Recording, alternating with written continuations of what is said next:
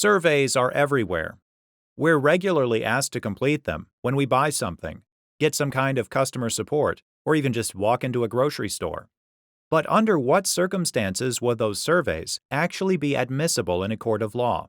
The 1963 case of Zippo Manufacturing Company versus Rogers Imports Incorporated examines this very question.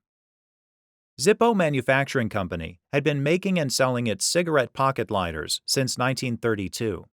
Rogers Imports Incorporated sold a variety of smoking accessories for decades as well.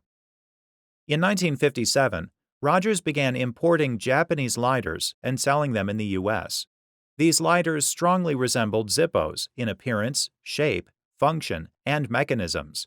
Except for the inscriptions on the bottom of the lighters, Rogers lighters were essentially imported copies of the Zippos. Since Zippo began, it had maintained a free repair policy for its lighters, regardless of age or condition. Shortly after Rogers' lighters hit the market, Zippo began receiving several of Rogers' lighters for the free repair service. When this occurred, it was Zippo's practice to return the lighter to the sender, along with a questionnaire, inquiring about why the lighter was sent to Zippo when it conspicuously said Rogers. The responses indicated that customers thought the lighters were Zippos. Zippo filed suit against Rogers in district court for trademark infringement and unfair competition claims, and submitted its surveys as evidence of consumer confusion.